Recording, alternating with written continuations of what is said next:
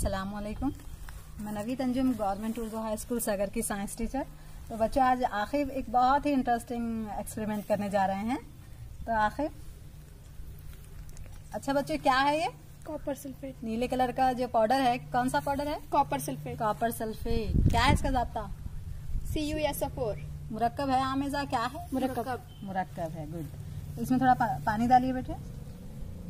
Beaker में थोड़ा सा पानी लीजिए और लीजिए।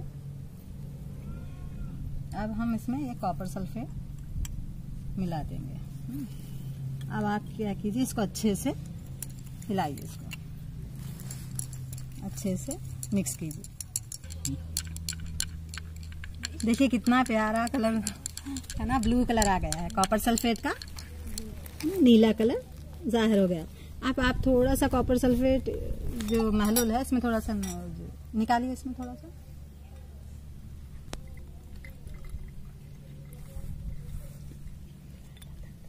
और थोड़ा निकालिए।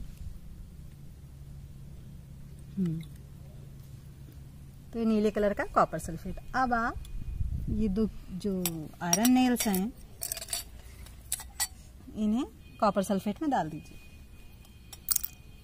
अब हम 10 से 15 मिनट के बाद हम देखेंगे कि इसमें क्या तब्दीली आएगी।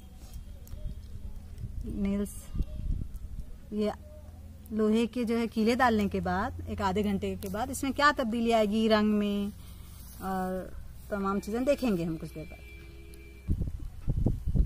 अब देखिए इसका कलर कैसा, रंग कैसा हो गया। पहले कैसा था? नीला कलर। अब कैसा हो गया? ये सब्ज है ना, हल्का सब्ज रंग। और यहाँ पे हम देख सकते हैं आयरन नेल्स जो है इस पे ब्राउन कलर नजर आ रहा। ब्राउन कलर की कोई शय उस पे जमा हो गई है। क्या है वो शय जो कीलों पे जमा हो गई है? Copper sulphate. कॉपर सल्फेट है। कॉपर कॉपर जमा हो गया है। और ये जो सब्ज रंग की शय है क्या बन गई है? Iron sulphate. पहले कैसा रंग था उसका, है ना, नीला रंग, ब्लू। बाद में कैसा हो गया? हल्का सब्ज रंग। ये कॉपर सल्फेट था। हम जब आयरन नेल्स डाले, उसमें लोहे के कीले डाले, तो वो आयरन सल्फेट बन गया है। तो ये तामुल, इस किस्म के तामुल को हम हटाओ तामुल कहते हैं।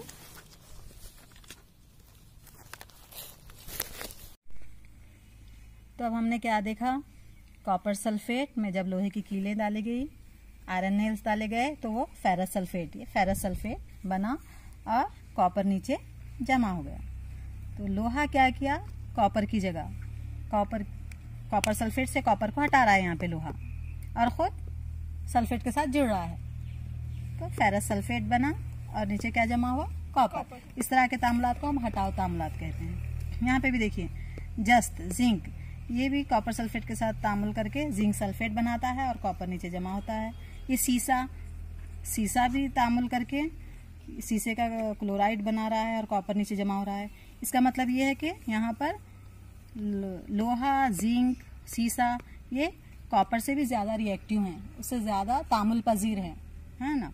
इसलिए वो कॉपर को उसके मुरक्कब से, कॉपर सल्फेट से हटाकर खुद उसकी जगह ले रहे हैं। तो ऐसे तामुलात को हम कहते हैं हटाओ तामुलात, डिस्प्लेसमेंट रिएक्शंस। ऐसे तामुलात जिनमें मुरक्कब में मौजूद अंसर को किसी दूसरे अंसर से बदला जाता है ना।